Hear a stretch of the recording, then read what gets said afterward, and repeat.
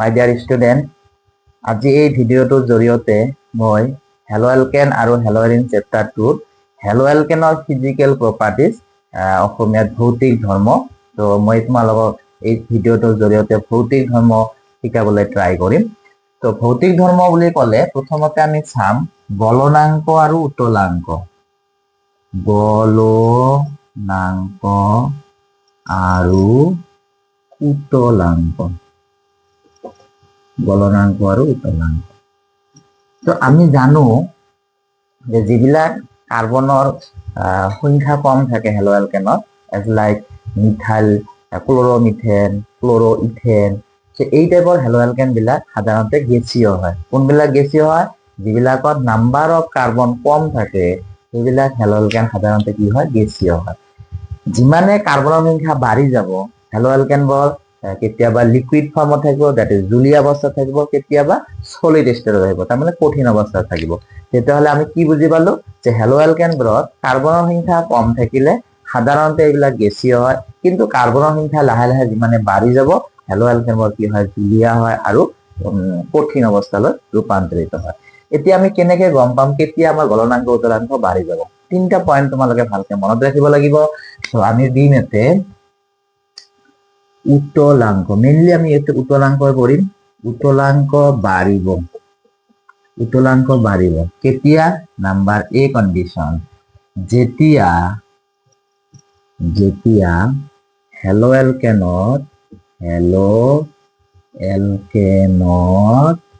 কাৰ্বনৰ সংখ্যা বাঢ়িব। কাৰ সংখ্যা বাঢ়িব? কাৰ্বনৰ সংখ্যা বাঢ়িব। উতলাংক বাঢ়িব কেতিয়া? যেতিয়া হেলো এলকেনত কাৰ্বনৰ সংখ্যা বাঢ়িব। কোনবিলাক? এজ লাইক সাপোজ CH3Br, ইয়াতকে কি হ'ব? CH3CH2Br, ইয়াতকে কি হ'ব? CH3CH2CH2Br। তেতিয়াহ'লে আমি দেখা পালো যে ইয়াতে এটা কাৰ্বন আছে, দুটা কাৰ্বন আছে, তিনটা কাৰ্বন আছে। তো যেতিয়া হেলো এলকেনত কাৰ্বনৰ সংখ্যা বাঢ়িব, গোটেইকেইটা হেলো এলকেন, কিন্তু ইয়াত কাৰ্বনৰ সংখ্যা বেছি, ইয়াত কাৰ্বনৰ সংখ্যা বেছি।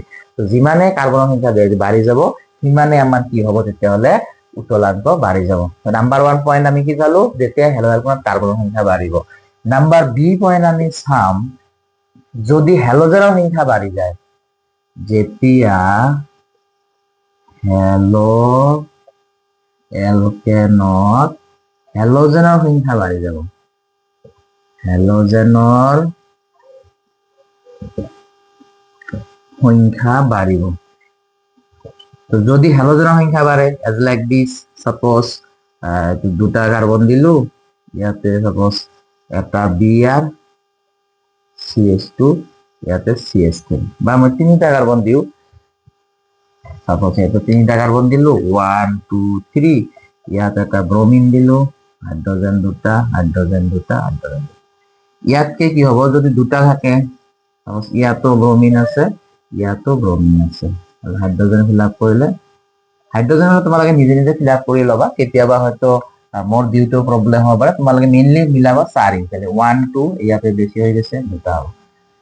সো ইয়াতে দুটা, আৰু তাতে যদি তিনিটা থাকে, সাপোজ ইয়াত এটা দিলো, ইয়াত এটা দিলো, ইয়াত এটা দিলো, ইয়াত লাগিব দুটা, ইয়াত এটা, ইয়াত দুটা। সো আমি ইয়াত দেখা পালো যে হেলোজেনৰ সংখ্যা বাঢ়ি গৈছে। কাৰ্বন কিন্তু এবাৰ একে আছে, কিন্তু হেলোজেন ইয়াত এটা, ইয়াত দুটা, ইয়াত তিনিটা। তো যেতিয়া হেলোজেনৰ সংখ্যা বাঢ়ি যাব তেতিয়াও আমাৰ কি হ'ব? উতলাংক বাঢ়ি যাব। দুটা কণ্ডিশ্যন আমাৰ হল। 3 নম্বৰ কণ্ডিশ্যন আমি কি দিম? যেতিয়া 3 নম্বৰ কণ্ডিশ্যন আমি কি দিম? যেতিয়া বেছি আণবিক ভৰৰ হেলোজেন পৰমাণু থাকে।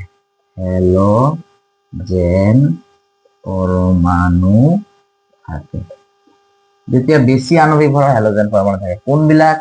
চোৱা, সাপোজ মই দিলো CH3Cl, ইয়াতকে কি হ'ব? CH3Br, ইয়াৰ বাঢ়িব। তাতকৈ কি হ'ব? CH3 iodine. তো ক্লোৰিনতকৈ ব্ৰোমিন বেছি, ব্ৰোমিনতকৈ আয়োডিন বেছি। তো যেতিয়া বেছি আণবিক ভৰৰ হেলোজেন পৰমাণু থাকিব, বা আৰু যদি ক্লোৰিন দিয়া তেতিয়াহ'লে কি হ'ব? CH3F। তো এফতকৈ চিএলৰ বেছি, চিএলতকৈ বিআৰৰ বেছি, বিআৰতকৈ আয়ডিনৰ বেছি। তোমালোকে জানা ফ্লুৰিনতকৈ ক্লোৰিনৰ আণবিক ভৰ বেছি, ক্লোৰিনতকৈ ব্ৰমিনৰ আণবিক ভৰ বেছি, ব্ৰমিনতকৈ আয়ডিনৰ আণবিক ভৰ বেছি। তেতিয়াহ'লে বেছি আণবিক ভৰৰ হেলোজেন পৰমাণু থাকিলেও উতলাংক কি হৈ যাব, বাঢ়ি যাব। তো আশা কৰো তোমালোকে বুজি পালা। তিনিটা কণ্ডিশ্যন দিছিলো, সেই তিনিটা কণ্ডিশ্যনত উতলাংক বাঢ়িব। এতিয়া যদি কিবা কাৰণত শাখা শৃংখল বাঢ়ি যায়, মনত ৰাখিবা, ভেৰি ভেৰি ইম্পৰ্টেণ্ট। এইটোৰ পৰা 3বাৰ মান পৰীক্ষাত প্ৰশ্ন আহিছিল বোৰ্ড এক্সামত, যে শাখা শৃংখল যদি কোনো হেলোজেনত বাঢ়ি যায় তেতিয়াহ'লে কিন্তু পৃষ্ঠকালি কমি যাব, আৰু পৃষ্ঠকালি কমাৰ কাৰণে উতলাংক কি হৈ যাব, কম হৈ যাব। আকৌ এবাৰ কৈছো যে হেলো এলকেনবোৰত শাখা শৃংখল বাঢ়ি যোৱাৰ লগে লগে পৃষ্ঠকালি কমি যায়, আৰু পৃষ্ঠকালি কমাৰ কাৰণে হেলো এলকেনবোৰত উতলাংক কি হৈ যায়, কমি যায়। এতিয়া মই তোমালোকক এটা উদাহৰণ সৈতে বুজাই দিম। সাপোজ আমি এটা উদাহৰণ ললো, ব্রোমোবিউটেন or অ্যালকাইল ব্রোমাইড। ইয়াত হাইড্রোজেন হলো 3টা, 2টা, 2টা, 2টা। ইয়াত এটাও শাখা শৃংখল নাই। যদি আমি এটা শাখা শৃংখল লওঁ, সাপোজ ইয়াত দিলো বিআর, তাহলে CH3 CH CH2 CH3। আর যদি আরো এটা শাখা শৃংখল লওঁ, তো তোমালোকক অলপ আগত কলো যে শাখা শৃংখল বাঢ়ি যোৱাৰ লগে লগে পৃষ্ঠকালি কি হৈ যায়, কমি যায়। তো ইয়াত এটা শাখা শৃংখল নাই, ইয়াৰ যিমান পৃষ্ঠকালি তাতকৈ চোৱা ইয়াৰ পৃষ্ঠকালি কম, তাতকৈ ইয়াৰ হাইয়েষ্ট পৃষ্ঠকালি কম। তো শাখা শৃংখল বাঢ়ি যোৱাৰ লগে লগে পৃষ্ঠকালি কমি যায়, আৰু পৃষ্ঠকালি কমি যোৱাৰ লগে লগে উতলাংক কি হৈ যায়, কম হয়। তো ইয়াত যদি আমি এ ধৰো, ইয়াক যদি আমি বি ধৰো, ইয়াক যদি আমি সি ধৰো, যদি পৰীক্ষাত আহে যে তলত দিয়াবোৰক উতলাংকৰ ঊৰ্ধ্বক্ৰমত সজোৱা, দুবাৰ মান অলৰেডি আসাম এডুকেশ্যন কাউন্সিলত প্ৰশ্নটো আহিছিল, তেতিয়া আমি কি কৰিম, প্ৰথমতে সি দিম। কিয় সি দিম, কাৰণ সিত দুটা দুটা শাখা শৃংখল আছে। তাৰপিছত বি দিম, তাৰপিছত এ দিম। আশা কৰো তোমালোকে বুজি পালা। কি বুজি পালো আমি, যে হেলো এলকেনবোৰত শাখা শৃংখল বাঢ়ি যোৱাৰ লগে লগে পৃষ্ঠকালি কমি যায়। চোৱা ইয়াত যিমান পৃষ্ঠকালি, তাতকৈ ইয়াৰ পৃষ্ঠকালি কম, তাতকৈ ইয়াৰ পৃষ্ঠকালি আৰু কম। শাখা শৃংখল যিমানে বাঢ়ি গৈছে পৃষ্ঠকালি সিমানে কমি গৈছে, আৰু পৃষ্ঠকালি কমি যোৱাৰ কাৰণে উতলাংক কি হৈ গৈছে, কমি গৈছে। তো শাখা শৃংখল বাঢ়িলে আমি গম পালো যে আমাৰ উতলাংক কি হৈ যায়, কম হয়। ইয়াৰ হাইয়েষ্ট উতলাংক হ'ব, তাতকে ইয়াৰ কম, তাতকে ইয়াৰ কম। একেবাৰে কম কার সি, সির মানে দুটা দুটা শাখা শৃংখল আছে, ইয়াত এটা শাখা শৃংখল আছে, ইয়াত এটা শাখা শৃংখল নাই। তেতিয়াহ'লে আমাৰ এইখিনি হৈ গ'ল। এতিয়া বোৰ্ড এক্সামত এটা প্ৰশ্ন আহে, কি প্ৰশ্ন আহে, প্ৰশ্নটা লিখি লোৱা, যে টাৰ্সিয়াৰি বিউটাইল বা টি বিউটাইল ব্ৰোমাইডৰ উতলাংক টি বিউটাইল ব্ৰোমাইডৰ উতলাংক এন বিউটাইল ব্ৰোমাইডতকৈ কিয় কম। ই বিউটাইল ব্ৰোমাইডৰ উতলাংক এন বিউটাইল ব্ৰোমাইডতকৈ কিয় কম। এন বিউটাইল ব্ৰোমাইড কোনটো আছিল আমাৰ, CH3 CH2 CH2 CH2 BR. ইয়াক কয় নৰ্মেল, নৰ্মেল মানে এন বিউটাইল ব্ৰোমাইড। ইয়াত এটাও শাখা শৃংখল নাই। আৰ ইয়াক কি কয় আমাৰ, টার্সিয়ারি বিউটাইল ব্রোমাইড বা টি বিউটাইল ব্রোমাইড। আমার প্রশ্নটা হয়েছে যে ইয়ার উতলাংক ইয়াতকে কম কিয়। এটা হচ্ছে টি বিউটাইল ব্রোমাইড, আর এটা হচ্ছে এন বিউটাইল ব্রোমাইড। তো এতিয়া আমাৰ কথাৰ অলপ আগত আমি শিকিছো শাখা শৃংখল বাঢ়ি যোৱাৰ লগে লগে পৃষ্ঠকালি কমি যায়, আৰু পৃষ্ঠকালি কমি যোৱাৰ লগে লগে উতলাংক কি হৈ যায়, কম হয়। তেতিয়াহ'লে আমি এনসাৰটো কেনেকৈ লিখিম, যে টি বিউটাইল ব্ৰোমাইডত দুটা দুটা শাখা শৃংখল থকাৰ বাবে ইয়াৰ পৃষ্ঠকালি এন বিউটাইল ব্ৰোমাইডতকৈ যথেষ্ট কম, সেইভাবে টি বিউটাইল ব্ৰোমাইডৰ উতলাংক এন বিউটাইল ব্ৰোমাইডতকৈ কি হ'ব, কম হ'ব। আশা কৰো তোমালোকে বুজি পালা। বোৰ্ড এক্সামত এনেকুৱা ধৰণৰ প্ৰশ্ন কেতিয়াবা দিব পাৰে, বা দুবাৰ মান দিছিল নেকি অলৰেডি, তোমালোকে চাই ল'বা। নেক্সট আমি যদি ডাইহেলো এলকেনৰ কথা চিন্তা কৰো, ডাইহেলো এৰিন। সাপোজ আমি এটা ডাইহেলো এৰিন ল'ম, এইটো হ'ল ডাইহেলো এৰিন, এইটো হল ডাইহেলোৰিন আৰু এইটো এটা ডাইহেলোৰিন।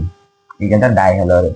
মনত ৰাখিবা এই ডাইহেলোৰিন বিলাকৰ উতলাংকৰ বিশেষ তেনেকুৱা পাৰ্থক্য নাথাকে, সেইকাৰণে এইবিলাকত কেতিয়াও উতলাংক আমাৰ পৰীক্ষাত ওলাব নিদিয়ে। ফৰ এক্সাম্পল ইয়াৰ হয়তো 453 মান হ'ব, ইয়াৰ হয়তো 448 হ'ব, তাৰমানে অলপ কিবা ডিফাৰেন্স হ'ব, সেইকাৰণে উতলাংক অলমোষ্ট সেম। আমি কি লিখিম এইবিলাকৰ উতলাংকৰ বেছি ডিফাৰেন্স নাই, আমাৰ ইয়াত ডিফাৰেন্স হ'ব গলনাংক, মেল্টিং পইণ্ট। তো এই তিনিটাৰ ভিতৰত মেল্টিং পইণ্ট কাৰ বেছি হ'ব, ইটোক কয় এই 1 আৰু 2 পজিশনত থাকিলে তাক কয় অৰ্থ, 1 আৰু 4 থাকিলে তাক কয় পেৰা, 1 আৰু 3 থাকিলে তাক কয় মেটা। এই যে 1 2 দুটা ক্লোৰিন আছে এখানে অৰ্থ বুলি ক'ব পাৰা, 1 4 1 2 3 4 এখানে পেৰা বুলি ক'ব পাৰো, 1 2 3 এখানে আমি মেটা বুলিও ক'ব পাৰো। এতিয়া এই তিনটাৰ ভিতৰত মেল্টিং পয়েন্ট কাৰ বেছি হ'ব, গলনাংক কাৰ বেছি হ'ব। এটেনশন, এই তিনটাৰ ভিতৰত যদি আমি কম্পেয়াৰ কৰো, এই যিটো পেৰা যৌগ আছে এই পেৰা যৌগটো বেছি সমমিতীয় হয়, তাতে সিমেট্ৰি আছে। এই পেৰা যৌগটো ইচ্ছা কৰিলে আৰু এটা পেৰা যৌগৰ লগত ধুনীয়াকে লগ লাগিব পাৰিব, এইফালে ধুনীয়াকে লগ লাগিব পাৰিব। গতিকে এটাই আনটোৰ লগত লগ লাগি এটা সুস্থিৰ, এটা সুদৃঢ় ক্ৰিষ্টেল লেটিছ গঠন কৰিব পাৰিব। আমি গম পাওঁ যে যেতিয়া আমি হিট দিম বস্তুটো যাতে গলিব ধৰিব তাকে আমি কম গলনাংক। যে এইবিলাক যদি টাইটলি লাগি থাকে, এটাই আনটোৰ লগত যদি ষ্ট্ৰংলি লাগি থাকে, সাপোজ ইয়াত এটা আছে ইয়াৰ লগত পেকিংটো বহুত ভাল হ'ব। তো ইয়াত চোৱা চিএল নাই ধুনীয়াকে আৰু এটা মই এনেকা ললো, সাপোজ আৰু এটা ললো, এই ধুনীয়াকে ইয়াৰ লগত লাগি যাব পাৰে, এনেকে লাগি যাব। তো যিমান ধুনীয়াকে ইফালে লাগিব পাৰে ইফালে লাগিব, লাগি কি হ'ব এই পেৰাত যিবিলাক তোমালোকৰ হেলো এৰিন আছে সেইবিলাকে কি কৰিব ধুনীয়াকে পেকিং হ'ব। পেকিং হোৱাৰ কাৰণে ইয়াৰ ক্ৰিষ্টেল লেটিছটো কি হ'ব যথেষ্ট ষ্ট্ৰং হ'ব। সেইবাবে এইবিলাকত যদি আমি হিট দিওঁ গলতে কি হ'ব যথেষ্ট বেছি এনাৰ্জি লাগিব, এনাৰ্জি মানে হিট লাগিব। তেতিয়াহ'লে আমি গম পালো যে এই তিনিটাৰ ভিতৰত পেৰা যিটো সমযোগী আছে, এই পেৰা সমযোগীৰ গলনাংক অৰ্থ আৰু মেটাতকৈ কি হ'ব যথেষ্ট বেছি হ'ব, কাৰণ পেৰা সমযোগীটোৰ সিমেট্ৰি আছে আৰু কি আছে বেছি সমমিতীয় হয়, যাৰ ফলত পেকিং কি হ'ব সুদৃঢ় হ'ব, ক্ৰিষ্টেল লেটিছ ষ্ট্ৰং হ'ব। তেতিয়াহ'লে প্ৰশ্ন এটা তোমালোকে লিখিব ল'ব পাৰা যে পেৰা সমযোগীৰ তুলনাত অৰ্থ আৰু মেটা সমযোগীৰ গলনাংক কম কিয়? কি প্ৰশ্নটো যে পেৰা সমযোগীৰ তুলনাত অৰ্থ আৰু মেটা সমযোগীৰ গলনাংক কম কিয়? এনসাৰটো লিখা, এনসাৰটো কি লিখিম আমি যে পেৰা সমযোগীটো অৰ্থ আৰু মেটা সমযোগীৰ তুলনাত বেছি সমমিতীয়, যাৰ ফলত পেৰা সমযোগীবোৰত ক্ৰিষ্টেল লেটিছ অতি সুস্থিৰ হয় বা বেছিকৈ সুস্থিৰ হয়। সেইবাবে পেৰা সমযোগীবোৰৰ গলনাংক অৰ্থ আৰু মেটা সমযোগীৰ তুলনাত বেছি হয়। তেতিয়াহ'লে বেছি সমমিতীয় মানে কি বুজিলো, পেকিং বেছি হ'ব, তাৰ মানে এটাই আনটোৰ লগত লাগিব পাৰে, ইয়াৰ লগত লাগিব নোৱাৰে। চোৱা ইয়াত যদি মই আৰু এটা এনেকা অৰ্থক্লৰ দিম ই ডিষ্টাৰ্ব কৰিব, ইয়াতে ই ডিষ্টাৰ্ব কৰিব, কিন্তু ইয়াত ডিষ্টাৰ্ব নকৰে, ধুনীয়াকে এনেকে আমি কি কৰিব পাৰিম লগাই দিব পাৰিম। তো পেৰা বিলাক কি আছে বেছি সমমিতীয় আছে, এটাই আনটোৰ লগত পেকিং ভাল হ'ব, গতিকে ইয়াত ভাঙোতে আমাক কি লাগিব যথেষ্ট বেছি শক্তিৰ প্ৰয়োজন হ'ব। দ্যাট মিন্স ইয়াৰ গলনাংক কি হ'ব যথেষ্ট বেছি হ'ব। আশা কৰো তোমালোকে বুজি পালা। এইখিনি আছিল গলনাংক আৰু উতলাংক। নেক্সট আমাৰ পয়েন্ট আছে ডেনসিটি, ঘনত্ব। 2 নাম্বার পয়েন্ট হল ঘনত্ব। ঘনত্ব কি হব একই কথা, ঘনত্ব বাড়িব, ঘনত্ব বাড়িব কেতিয়া বাড়িব, যেতিয়া আগৰ নিচিনা একেই, যেতিয়া হেলো এলকেনত কাৰ্বনৰ সংখ্যা বাড়িব, একেই কথা কাৰ্বনৰ সংখ্যা বাড়িব।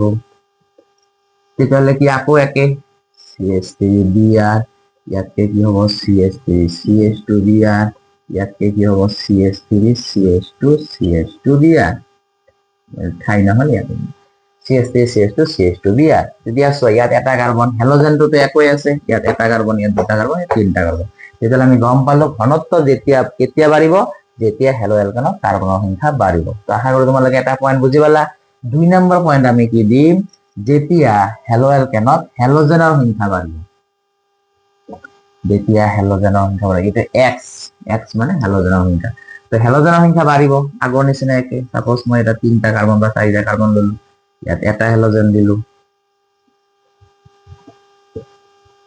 ইয়াতকে কি হ'ব দুটা থাকাটো বাঢ়িব ইয়াত এটা দিলো ইয়াত এটা দিলো হাইড্ৰোজেন ফিল আপ কৰিলে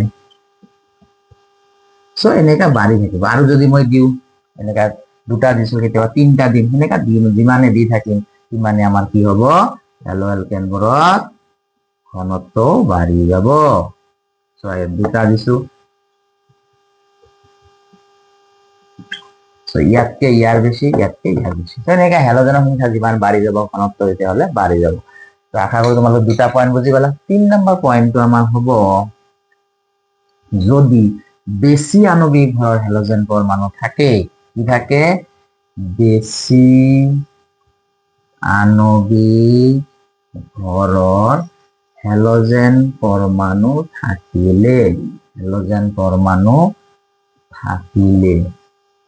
তো বেছি আণবিক ভৰৰ হ্যালোজেন পৰমাণু থাকিলেও কি হ'ব আমাৰ ঘনত্ব বাঢ়ি যাব ফৰ এক্সাম্পল এনসিআৰটি কেতিয়াবা তেনেকুৱা এক্সাম্পল আছে C3H7 সাপোজ Cl ইয়াতকে কি হ'ব N C3H7Br less than C3H7I তেতিয়াহ'লে চোৱা Cl তকৈ ব্ৰমিনৰ ভৰ বেছি ব্ৰমিনতকৈ হাইড্ৰোজেন বাকিখিনি একে আছে একে N C3H7 একে তো বেছি পাৰমাণবিক ভৰ হ্যালোজেন পৰমাণু থাকিলেও আমাৰ ঘনত্ব কি হ'ব বাঢ়ি যাব তো এইখিনি আছিল তোমালোকৰ ঘনত্ব নেক্সট আমাৰ যেটো আছে হাইয়েস্ট ইম্পৰ্টেন্ট হেতু কি সলিবিলিটি দ্ৰৱণীয়তা এই দ্ৰৱণীয়তাৰ পৰা পৰীক্ষাত প্ৰশ্ন আহে গতিকে তোমালোকে প্ৰশ্ন হিচাপে লিখি লব পাৰা নাম্বাৰ 1 প্ৰশ্ন হল যে হ্যালো অ্যালকেনবোৰ পানীত কিয় দ্ৰৱীভূত নহয় very very important for exam হ্যালো অ্যালকেনবোৰ পানীত কিয় দ্ৰৱীভূত নহয় সো কিছুমান কিতাপত আছে স্লাইটলি দ্ৰৱীভূত অলপমান দ্ৰৱীভূত হয় কিন্তু বেছিভাগ কিতাপতে আছে হ্যালো অ্যালকেনবোৰ পানীত দ্ৰৱীভূত নহয় বা কেতিয়াবা অলপ সামান্য পৰিমাণে হ'ব পাৰে তো কিয় দ্ৰৱীভূত নহয় আমি এতিয়া চাম এনসাৰটো হ্যালো অ্যালকেন যদি হয় আমি জানো হ্যালোজেন আৰু অ্যালকেন এটো পাৰ্শিয়াল নেগেটিভ চাৰ্জ হয় এটো পাৰ্শিয়াল পজিটিভ চাৰ্জ হয় কিহৰ কাৰণে কাৰণ হ্যালোজেনৰ বিদ্যুৎ ঋণাত্মকতা আৰ মানে কাৰ্বন কাৰ্বনতকৈ বেছি তো এনেকুৱা যদি আৰু এটা লওঁ RX এইবিলাকৰ কি হ'ব পজিটিভ নেগেটিভ তো এইবিলাকৰ মাজত এটা আকৰ্ষণী বল থাকে যাক আমি কম ডাইপল ইন্টাৰেকশন দ্যাট ইজ ধ্ৰুৱীয় মানে আকৰ্ষণ তো ডাইপল অ্যাট্ৰাকশন যদি হয় এই স্ট্ৰং এই বান্ধনীডাল কি হয় যথেষ্ট বেশি সুস্থিৰ হয় এটো পানী যদি হয় আকৌ পানীৰ মাজত কি থাকে এইটো হল পানী সো ইয়াত মই আৰু এটা পানী ললো এনেকুৱা এটা পানী ললো তো ইহঁতৰ মাজত কি হয় বান্ধনী থাকে এইবিলাকক কয় হাইড্ৰোজেন বান্ধনী এতিয়া এই বান্ধনীটো কি হয় যথেষ্ট স্ট্ৰং হয় এতিয়া হ্যালো অ্যালকেন যদি কিবা কাৰণত পানীৰ লগত লগ লাগিব খোজে হ্যালো অ্যালকেন সাপোজ ললো হিটো হ্যালো অ্যালকেন এই পানীৰ লগত লগ লাগিব খোজে সাপোজ তো পানীৰ লগত যদি লগ লাগিব খোজে এই যেটো বান্ধনী হল এই বান্ধনীৰ ফলত যিখিনি এনাৰ্জি আমাৰ প্ৰডিউস হল উৎপন্ন হল সেই এনাৰ্জি খিনিয়ে এই যে বান্ধনীটো আছে হাইড্ৰোজেন বান্ধনী আৰু এইটো ডাইপল ইন্টাৰেকশন এই বান্ধনী বিলাকক ভাঙিব নোৱাৰে যদি ভাঙিবই নোৱাৰে এটো হৈছে মানে তুলনামূলকভাৱে দুৰ্বল বান্ধনী এই বান্ধনীটো হৈছে তুলনামূলকভাৱে স্ট্ৰং বান্ধনী তো ইহঁতে নিজৰ মাজত স্ট্ৰং বান্ধনী সুস্থিৰ হৈ আছে গতিকে ইহঁতে যদি পানী আৰু এলকহল কিবা কোনত লগ লাগে তেতিয়াহ'লে এই বান্ধনীটো কিয় নহব সুস্থিৰ নহব তুলনামূলকভাৱে দুৰ্বল বান্ধনী গতিকে স্ট্ৰং বান্ধনী তীব্ৰ বান্ধনী কাৰণ বাদ দি সেই অ্যালকাইল আৰু পানীয়ে তীব্ৰ বান্ধনী বাদ দি দুৰ্বল বান্ধনী কেতিয়াও গঠন কৰিব নোখোজিব তো আমি যদি এনসাৰটি হিচাপে লিখো তেতিয়াহ'লে আমি এনেকৈ লিখিব পাৰিম যে এলকাইল হেলাইডৰ মাজত যিখিনি আন্তঃ আকৰ্ষণী বল আছে আৰু পানীৰ অণুৰ মাজত যিটো হাইড্ৰজেন বান্ধনী আছে, এই বান্ধনীবিলাক ভাঙিবলৈ যথেষ্ট বেছি শক্তিৰ প্ৰয়োজন হয়। কিন্তু পানীৰ লগত যেতিয়া এলকাইল হেলাইডে বান্ধনী গঠন কৰে, ইয়াৰ ফলত তুলনামূলক কম পৰিমাণৰ শক্তি উদ্ভৱ হয়। সেইবাবে এই কম পৰিমাণৰ শক্তিয়ে এলকাইল হেলাইডৰ মাজত আকৰ্ষণী বল আৰু পানীৰ মাজত আন্তঃআণৱিক হাইড্ৰজেন বান্ধনী ভাঙিব নোৱাৰে। সেইবাবে হেলো এলকেন বিলাক পানীত দ্ৰৱীভূত হ'ব নোৱাৰে। গতিকে মই এতিয়া আকৌ এবাৰ এনচাৰটো কৈছো, কেনেকে আমি লিখিম? এলকাইল হেলাইডৰ মাজত আকৰ্ষণ বল আৰু পানীৰ মাজত থকা হাইড্ৰজেন বান্ধনী ভাঙিবলৈ যথেষ্ট শক্তিৰ প্ৰয়োজন হয়। কিন্তু এলকাইল হেলাইড আৰু পানীৰ মাজত হোৱা আকৰ্ষণৰ ফলত তুলনামূলকভাৱে কম পৰিমাণৰ শক্তিহে উদ্ভৱ হয়। এই কম পৰিমাণৰ শক্তিয়ে পানীৰ মাজত থকা হাইড্ৰজেন বান্ধনী আৰু হেলো এলকেনৰ মাজত থকা আকৰ্ষণী বল ভাঙিবলৈ সক্ষম নহয়। সেইবাবে হেলো এলকেনবোৰ পানীত দ্ৰৱীভূত হ'ব নোৱাৰে। আশা কৰো তোমালোকে বুজি পালা। সাপোজ মই ধৰি ললো ইয়াৰ পৰা 10 জুল শক্তি উদ্ভৱ হ'ল। এতিয়া সাপোজ ধৰি ললো, এইটো ধৰা কথা, ধৰি ললো এই হাইড্ৰজেন বান্ধনী ভাঙোতে আমাক 100 জুল শক্তি লাগে আৰু এইটো ভাঙোতে হয়তো 80 জুল শক্তি লাগে। তোমালোকে চোৱা, এই 10 জুল শক্তিয়ে ইয়াৰ 100 জুল শক্তিকো ভাঙিব নোৱাৰে, ইয়াৰ 80 জুল শক্তিকো ভাঙিব নোৱাৰে আৰু ইয়াৰ 100 জুল শক্তিকো ভাঙিব নোৱাৰে। গতিকে আমি বুজি পালো যে যিখিনি শক্তি উদ্ভৱ হ'ব, সেই শক্তিৰ দ্বাৰা এই বান্ধনী ভাঙাটো সম্ভৱ নহয়। সেইকাৰণে হেলো এলকেনবোৰ পানীত দ্ৰৱীভূত হ'ব নোৱাৰে। আশা কৰো তোমালোকে বুজি পালা হেলো এলকেনবোৰ পানীত কিয় দ্ৰৱীভূত নহ'ব। নেক্সট ইয়াত আৰু এটা প্ৰশ্ন আহিব পাৰে, সেইটো হৈছে খুব আহে, 2-3 বাৰ আহিছিল পৰীক্ষাত, এইটো হ'ল হেলো এলকেনবোৰ জৈৱ দ্ৰাৱকত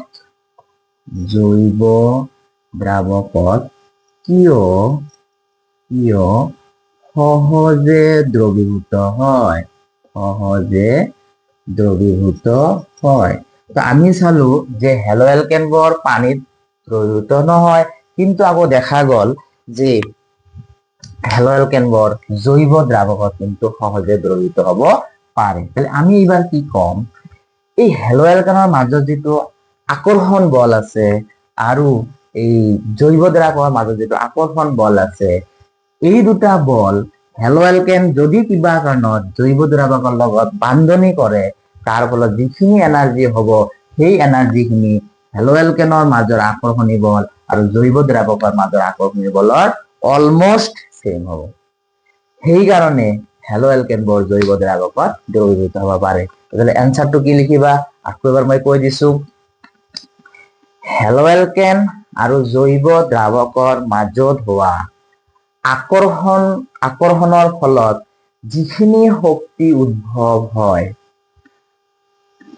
আৰু হেলো এলকেনৰ মাজৰ আকৰ্ষণ বল জৈৱ দ্ৰাৱকৰ মাজৰ আকৰ্ষণ বলৰ সেইখিনি শক্তি অলমোস্ট সেম হয়।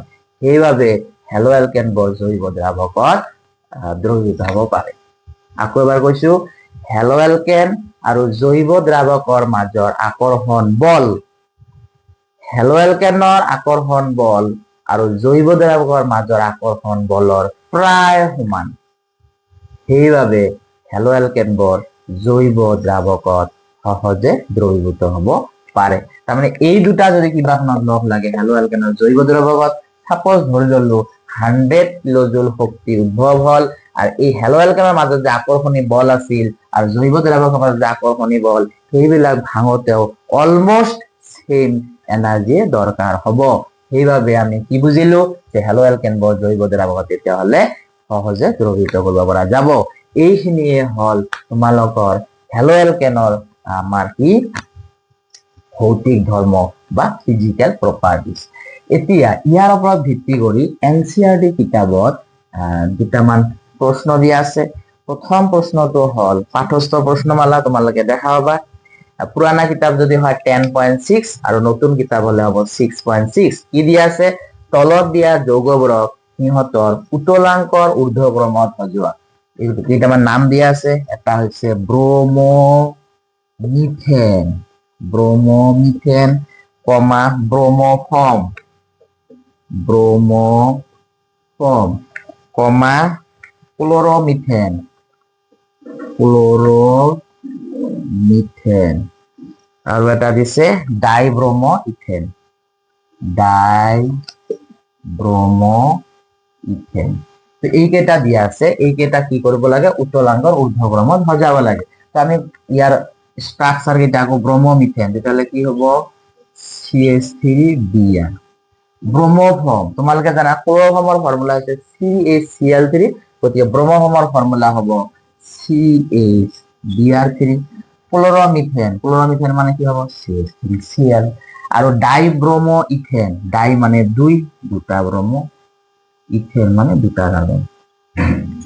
এতিয়া এই কেইটাৰ ভিতৰত কাৰ হাইয়েষ্ট বেছি হ'ব? তোমালোকে দেখা পাইছে ইয়াত দুটা দুটা ব্রোমিন আছে, তিনিটা ব্রোমিন আছে, গতিকে ইয়াৰ হাইয়েষ্ট হ'ব। ইয়াত দুটা আছে, গতিকে হাইয়েষ্ট কম কাৰ হ'ব? ইয়াত Cl আছে। তো আমি জানো Clতকৈ ব্ৰোমিনৰ আণবিক ভৰ বেছি, তাহলে হাইয়েষ্ট কম কাৰ হ'ব? CH3Cl, কাৰণ Cl আছে। ইয়াত দুটা আছে, ইয়াত এটা আছে, তেতিয়াহ'লে এইটো হ'ব CH3Br।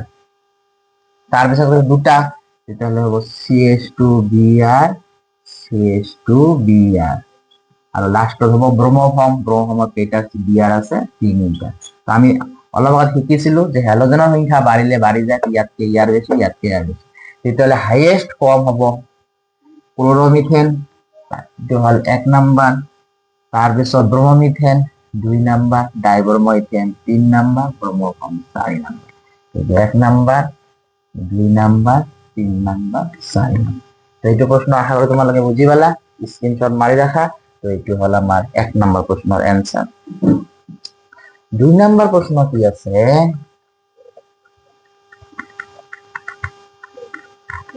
2 নম্বৰ প্ৰশ্ন দিছে 1 ক্লোৰোপ্ৰোপেন, 1 ক্লোৰোপ্ৰোপেন, কমা আইসোপ্ৰোপাইল ক্লোৰাইড, আইসোপ্ৰোপাইল ক্লোৰাইড, আইসোপ্ৰোপাইল ক্লোৰাইড। আৰু এটা দিছে 1 ক্লোৰোবিউটেন, 1 ক্লোৰোবিউটেন। এইকেইটা দিছে। তো আমি এতিয়া কেনেকে সলভ কৰিম? প্ৰথমতে ইয়াৰ স্ট্ৰাকচাৰ বিলাক আঁকিব ট্ৰাই কৰিম। 1 ক্লোৰোপ্ৰোপেন, প্ৰোপ মানে 3টা কাৰ্বন, 1 ক্লোৰ মানে 1 নম্বৰ Cl আছে, CH3 CH2 CH2 Cl। Isopropyl chloride, prop মানে 3টা কার্বন, আইসো মানে কি? যিটোত হেলোজেন লাগাবা সেই কার্বনটো ডাইরেক্টলি সেম দুটা কাৰ্বনৰ লগ লাগি থাকিব লাগে, এইটো আৰু এইটো সেম কার্বন, ইয়াতো CH3 ইয়াতো CH3, দ্যাট ইজ কল্ড আইসো। তো এইটো কয় আইসোপ্রোপাইল ক্লোরাইড। আৰু এটা আছে 1 ক্লোৰোবিউটেন, 1 ক্লোৰোবিউটেন, এইটো হ'ল 1 ক্লোৰোবিউটেন। তো আমি শিকিছিলো যে যদি কাৰ্বনৰ সংখ্যা বাঢ়ি যায় তেতিয়াহ'লে গলনাঙ্ক উতলাঙ্ক বাঢ়ি যায়। তো ইয়াত 4টা কার্বন আছে, বাকি দুটা তিনটা আছে, তাৰমানে ইয়াৰ হাইয়েষ্ট হ'ব। এতিয়া এই তিনটাৰ ভিতৰত ইয়াৰো 3টা, ইয়াতো 3টা। আমি চাইছিলো শাখা শৃংখল বাঢ়িলে পৃষ্ঠকালি কম হয়। ইয়াত যিমান পৃষ্ঠকালি তাতকে কিন্তু ইয়াত যথেষ্ট কমি গৈছে। তো পৃষ্ঠকালি কম হলে গলনাঙ্ক উতলাঙ্ক কম হয়, কারণ হাইয়েষ্ট কম হ'ব ইয়াৰ, কারণ ইয়াত 3টা কার্বন, ইয়াতো 3টা কার্বন, এই দুটাতকে এইটো বেছি হ'ব কারণ 4টা আছে যে, ইয়াৰ শাখা শৃংখল আছে, গতিকে এইটো কম হ'ব। তাহলে CH3 CH CH3 এইটো হাইয়েষ্ট কম, তাতকে কি হ'ব? CH3 CH2 Cl, হাইয়েষ্ট কার হ'ব? CH3 CH2 CH2 Cl। তেতিয়াহ'লে এইটো হ'ব ক্লোৰোপ্ৰোপেন, আইসোপ্ৰোপাইল 1 নম্বৰ, ক্লোৰোপ্ৰোপেন 2 নম্বৰ, এইটো হ'ব 3 নম্বৰ। তো আশা কৰো তোমালোকে বুজি পালা। এইখিনি আছিল মানে হেলো এলকেনৰ ভৌতিক, হেলো এলকেন আৰু হেলোজেন চেপ্টাৰটোৰ ভৌতিক ধৰ্ম। আজিৰ ক্লাছটো এইখিনিয়ে। Thanks for watching.